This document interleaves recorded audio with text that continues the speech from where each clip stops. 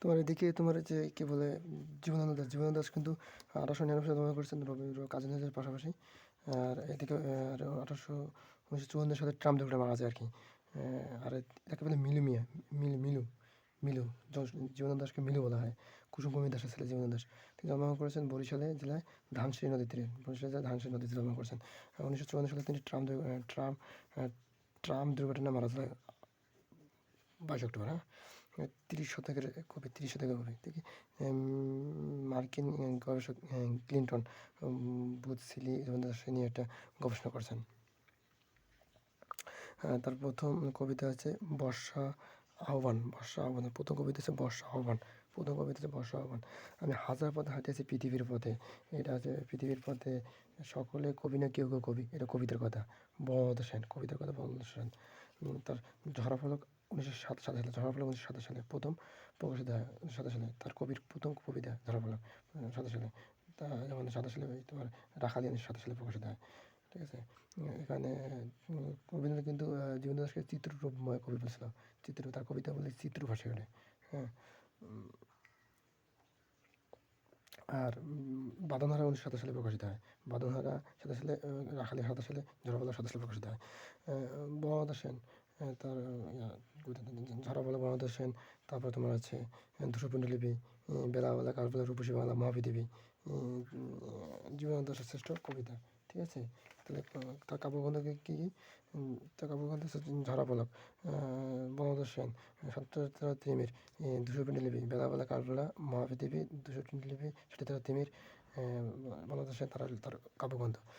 বঙ্গবন্ধু সেন বলছে যে চুল তার কবেকার, নিষেধার মুখ যার শ্রাবন্তর কর্কর্য।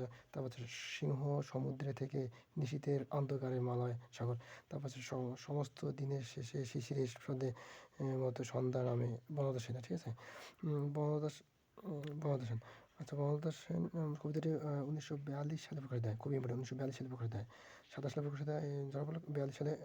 1942 সালে তোমার বঙ্গবন্ধু সেন এডগার অ্যালান পো টু হেলেন কবিতার অবলম্বনকে অ্যালান পো টু হেলেন কবিতা অবলম্বন করে রচনা করেছেন। নিঃশব্দ থেকে নন্দিনী, আর মুখশ্রী শব্দ শ্রাবন্তী নগরী। ঠিক আছে। কারুকার্য মতো। আবার আসবে ফিরে ধানের ছিঁড়ে, এটা বলছে তার আর কি। ষাটে তার তিমির তার সুরঞ্জনা, ও আমার সুরঞ্জনা নাইকো তুমি বললাকে কেউ যুবকের কথা শোনে। এটা আকাশ নেন। এটা তার তিমির ষাটে তার তিমির। ঠিক আছে। 215 লিপি ছিল, 215 লিপি। তারপরে তোমার জীবনানন্দ দাশের শ্রেষ্ঠ কবিতা। হ্যাঁ। আর মৃত্যুর পর তোমার সরি, বেলাবেলা কালবেলা, মহাপৃথিবী, রূপবাংলা 1957 সালে। ঠিক আছে। রূপবাংলা মানে মৃত্যুর পরে লিখেছে, মৃত্যুর পর প্রকাশিত হয়। রূপসী বাংলা মৃত্যু। তাহলে এখানে সবথেকে গুরুত্বপূর্ণ এটা, রূপসী বাংলা মৃত্যুর পরে প্রকাশিত হয়। বঙ্গবন্ধু সেন 1942 সালে প্রকাশিত হয়। আর তোমার এই যে 27 সালে প্রকাশিত প্রথম। ঠিক আছে। মৃত্যুর পরে রূপসী বাংলা খুবই ইম্পর্টেন্ট। রূপসী বাংলা মৃত্যুর পরে প্রকাশিত হয়। সোনার বাংলা, সোনার স্বপ্নের মতো পৃথিবী কবে আর ঝরে, সেই দিন এই মাঠ। হ্যাঁ। তা বাংলার মুখ আমি দেখিয়েছি, তা পৃথিবীপুরে আমি দেখতে চাই না। এটা হচ্ছে রূপসী বাংলা, যে মৃত্যুর পর প্রকাশিত হয়েছে। রূপসী বাংলা 1957 সালে। 54 সালে মৃত্যুবরণ করেছে, 57 সালে প্রকাশিত হয়। আমি আবার সবাই ফিরে ধান সেজে এসে, রূপসী বাংলা। তারপর সেই গাছের নাম কাঁঠাল, অশ্ব, রূপসী বাংলা। এই পৃথিবীর এক্সাল আছে। তার কবিতার কথা, তার প্রবন্ধ, কবিতার কথা। তারপরে সকলেই কবি না কেউ কেউ কবি। কবিতার কথা খুবই ইম্পর্টেন্ট। সকলে কেউ কেউ কবি। এটা কিন্তু প্রবন্ধ, কিন্তু এটা কিন্তু উপন্যাস মনে হচ্ছে কি না, কবিতার কথা হচ্ছে প্রবন্ধ। কেউ লেখেনি। আর মালদান সুদিত কারুবাস না, তার উপন্যাস। মালদান সুদিত কারুবাস না, তার উপন্যাস। আর কেউ লিখেনি। কেন লিখি কবিতার কথা, তার হচ্ছে তার প্রবন্ধ। কেন লিখি কবিতার কথা, প্রবন্ধ। ঠিক আছে। এই যে মানুষের মৃত্যু তো মানুষ থেকে যায়, এটা তোমার জীবনানন্দ দাশের। তারপরে তোমার সমস্ত দিনের শেষে তার রবীন্দ্রনাথ দাশের সোনার মুখ পৃথিবীর সাথে কবে ঝরে, এটা তো জীবনানন্দ দাশের। হ্যাঁ। সুরঞ্জনা, ও আমার সুরঞ্জনা জীবনানন্দ দাশের। রূপসী বাংলা আকাশ নীল, জীবনানন্দ দাশের। ঠিক আছে। আগে পড়লাম আমরা কিছুক্ষণ আগে। আচ্ছা, এখন যেটা পড়বো, জীবনানন্দ দাশের বন্ধু কিন্তু তোমার মানিক আরিয়া, বুদ্ধদেব বসু। ঠিক আছে। জীবনানন্দ বন্ধু মানিক আর বুদ্ধদেব। মানিক বন্ধু হচ্ছে 8 সালে, 1908 এবং 56 মেতে। এরা দুই বন্ধু, ঘনিষ্ঠ বন্ধু। আর জীবনানন্দ দাশের তাদের বন্ধু। ঠিক আছে। তো মানিকে কী লিখছে? মানিকে লিখছে যে এরকম, যে প্রবোধ বন্দ্যোপাধ্যায় বলা হয়। তিনি মার্ক্সবাদী কবি, উপন্যাস লেখনী কবি বিষ্ণুদে। মার্ক্সবাদী মার্ক্সবাদী কবি বিষ্ণুদে, এবং মার্ক্সবাদী তার উপন্যাস লিখেছে। মার্ক্সবাদী কবি বিষ্ণুদেব। আর উপন্যাসিক হয়েছে তোমার মানিক বন্দ্যোপাধ্যায়, প্রবুদ্ধ বন্দ্যোপাধ্যায়। ফ্রয়েড মতবাদ, সেক্স নিয়ে লেখছে বেশি আর কি, খুবই দুস্থ ছিল মোটামুটি। মার্ক্সবাদ নিয়ে লেখছে আর কি। পদ্মনদের মাঝে তার উপন্যাস, পদ্মনদের মাঝে জননী পুতুলা ইতিকাতে ব্যতিরিক্ত চিহ্ন, তারা এগুলো তার উপন্যাস। তার পদ্মনদের মাঝে কি মানে তোমার 1970 সালে প্রকাশিত হয়। এটা তোমার যে কপিলা, মায়া, গণনা, পাঁচু, শীতল, হেম্বর নিয়ে লিখছিলেন আর কি। আর পদ্মনদের মাঝে মূলত এটা তিনি যে কি এটা পদ্মনদের মাঝে কবির কাহিনী লেখা আছে এবং এটা প্রকাশিত হয় পূর্বশা পত্রিকা, পদ্মনদের পূর্বশা পত্রিকা 1970 সালে, খুবই ইম্পর্টেন্ট। পদ্মনদের পূর্বশা পত্রিকায় প্রকাশিত হয়। উপন্যাসটা অবলম্বন করে জাগো হুয়া সাবেরা 1959 সালে এটা চলচ্চিত্র হয়। জাগো হুয়া সাবেরা 1959, এটা কি লিখছেন কায়দার আক্তার, মানে উপদেশটা অবলম্বন করে আক্তার জং কায়দার জাগো হুয়া সাবেরা 1970 সালে প্রকাশিত হয় এবং 1959 সালে তিনি সিনেমা নির্মাণ করেন আর কি। কী লিখেছেন? আক্তার জং কায়দার জাগো হুয়া সাবেরা। জননী কি? জননী তোমার তার একটা উপন্যাস। জননী মূলত মনস্তান্ত্রিক একটা বিশ্লেষিত উপন্যাস। এই জননী উপন্যাসের দুটি চরিত্র, একটা শ্যামা আর একটা হলো শ্যামা। জননী শ্যামা আলবিদান মনস্তান্ত্রিক উপন্যাস। আর পুতুলের ইতিকথা কি? শশী কুসুম গোপাল পুতুলের ইতিকথা। পুতুলের ইতিকথা কি? তোমার দুর্বল ও নিমন্ত্রণহীনতা, চারিত্রিক দুর্বলতা, নিয়ন্ত্রণহীনতা, জাতির দুর্বলতা, পুতুল সাহিত্যিকতা। শশী কুসুম গোপাল, শশী কুসুমকে আর কি ইয়া করেন, নাচতে দেখা করে আর কি, শশী কুসুম। আচ্ছা, দ্বিভারতী কাব্য তোমার হচ্ছে দ্বিভারতী কাব্য, এটা মূলত এদিকে আনন্দ সুফিয়ান, ডক্টর আনন্দ সুফিয়ান দ্বিভারতী কাব্য। আর হেক্টম্বর ছিল হিরোসভ প্লেবয়, মানে হিরোসভ প্লেবয় সবসময় ইয়ে করে আনন্দ আর প্রিয়া এখানে কাজ করে। আর চিহ্ন, তার উপন্যাস চিহ্ন, দ্বিভারতী কাব্য, হেক্টম্বর আর আনন্দ সুপ্রিয়া। আর পুতুলের স্মৃতিকথা শশী কুসুম। আর জননী হচ্ছে তোমার মনস্তাত্ত্বিক আর কি। আর তার কিছু বিখ্যাত ইয়ে আছে ছোটো গল্পগুলো আমার মনে হচ্ছে এইভাবে। প্রাগৈতিহাসিক ছোটো গল্পগুলো যাত্রীগণ ভেতর সমস্যা নিতে গিয়ে সজীবে আত্মচাওয়ার দিকে চায়, কিন্তু হয় চলচ্চিত্রের ভূত, যা আজকাল মানিক বন্দ্যোপাধ্যায় ছোটো গল্প। প্রাগৈতিহাসিক ছোটো গল্পগুলো যাত্রীগণ ভেতর সমস্যা নিতে গিয়ে সরীসৃপের আত্মচাওয়ার দিকে চায়, হয় কিন্তু চলচ্চিত্রের ভূত, যা আজকাল মানিকের ছোটো গল্প। তাহলে এই প্রাগৈতিহাসিক এটার প্রধান চরিত্র হচ্ছে ভিখু আর পাখি, ভিখু আর পাখি। আর চলচ্চিত্রের ভূত মূলকে বৈজ্ঞানিক চলচ্চিত্র ভূত পরেশ নগেন, ডক্টর পরেশ নগেন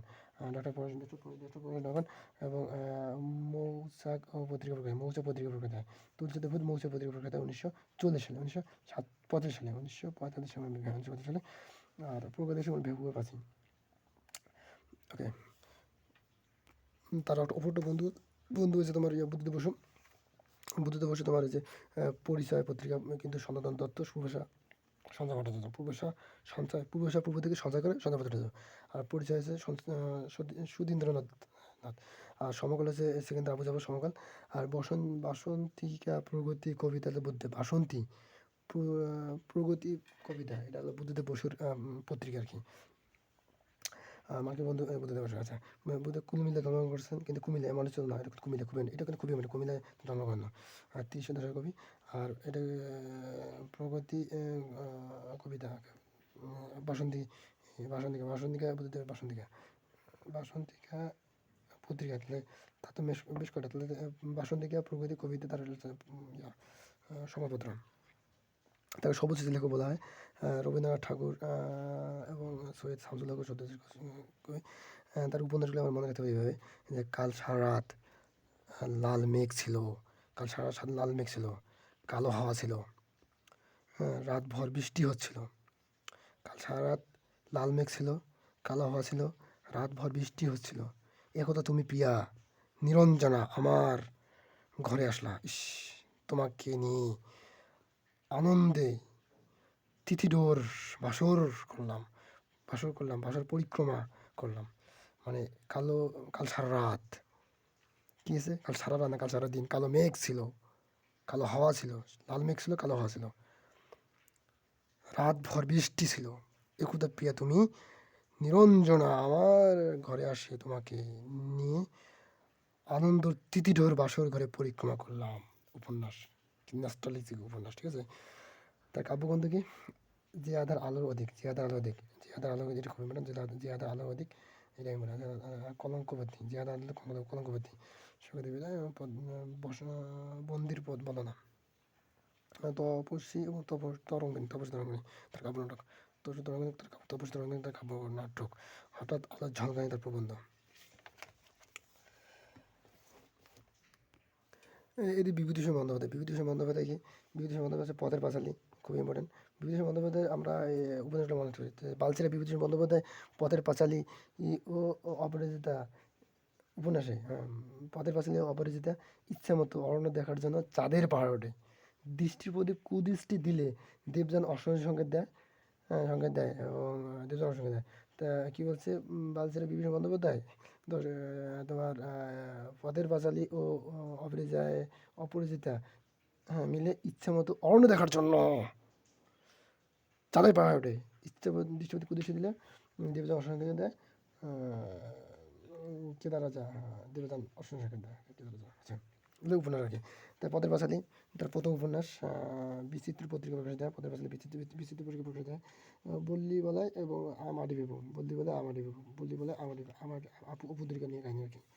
বিচিত্র পত্রিকা প্রকাশ দেয় পথের পাঁচালী 1929 সালে।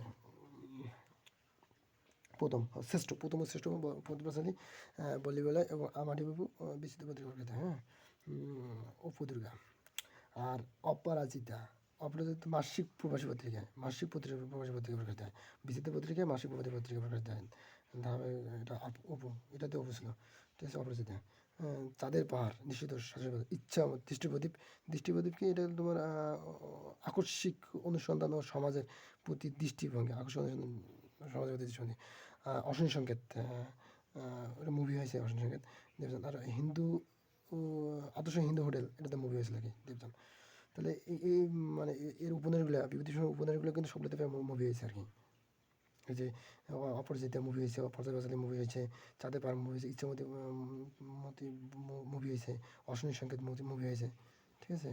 আর তার গল্পগ্রন্থ হয়েছে তোমার মেঘ মালা, মেঘ মেঘমালার মৌরি ফুল, যাত্রাবাড়ি কিন্নার গান, পুঁইমাছা, মেঘমালা, ময়ূরফুল, যাত্রাবাড়ি কিন্নার গান, পুঁইমাছ। আচ্ছা, আহ্বান তার সম্পর্কিত গল্প আর কি, আহ্বান, ঠিক আছে। এদিকে আছে ডিএল রায় তোমার হচ্ছে দ্বিজেন্দ্রনাথ রায়। শাহজাহান তারাবাইন মেবার পতন দিলে, শাহজাহানের তারাবাইন মেবার পতন হলে চন্দ্রগুপ্ত ও নূরজাহান মিলে কলকির অবদান করবে, তার লিখি নাটক। শাহজাহান ডিএলের নাটকে শাহজাহান তারাবাইন মেবার পতন হলে চন্দ্রগুপ্ত নূরজাহান মিলে কলকির অবদান করবে, এটা কি তার নাটক, ঠিক আছে। শাহজাহান অবদান করবে, তাহলে তার একটা নাটক আছে। তাহলে বাংলা সাহিত্যের সার্থক ঐতিহাসিক নাটক হচ্ছে তোমার 1909 সালে প্রকাশিত হয়, এটা শাহজাহান, ঠিক আছে। সম্রাট শাহজাহানকে নিয়ে এলাম প্রথম নাটক। আচ্ছা, ঐতিহাসিক নাটক। আচ্ছা, এদিকে আছে ধন ধান্য পুষে ভরা, এই ধান কিন্তু বাংলাটা খুবই ধন ধান্য পুষে ভরা আমাদের বসুন্ধরা, এটা তোমার শাহজাহান থেকে নেওয়া আর কি। সকল দেশের আনিস আমার জন্মভূমি, এটা তোমার হচ্ছে হরিশ তথ্যের শাহজাহান নাকি। আর বঙ্গ আমার জননী, আমার ধাত্রী, আমার দেশ, এটা তার শাহজাহানের ভারতবর্ষ সম্পাদনা করেছেন, সম্পাদিত। আর ডিএল রায় পূর্ণিমা মিলন নামে সংগঠন করেন, সংগঠন করেন কলকাতায়, পূর্ণিমা মিলন সংগঠন করেন কলকাতায়, ডিএল রায়, ঠিক আছে। আচ্ছা, বাংলা প্যারোডি গানের পৃথিবীগীত এবং বাংলা সমেত কণ্ঠ প্রভৃতি, মানে প্যারোডি গানের প্রভৃতি বাংলা সমেত কণ্ঠ সেদের প্রভৃতি আর কি। তার বেশ কটা 3টে বিসিএস আছে। একটা হলো কি, কোনটি চরণ ধান্য পুষ্পে ভরা, ধান্য পুষ্পে ভরা। আর এদিকে আছে তোমার ওই শাহজাহান তোমার ডিএল রায়। আর এদিকে আছে তোমার কোনটি নাটক, এই যে শাহজাহান, ঠিক আছে, খুবই ভালো। আর এদিকে বেশ কয়টা তো ভালোই পরীক্ষা আছে সকাল সাড়ে। আচ্ছা, এদিকে আছে তোমার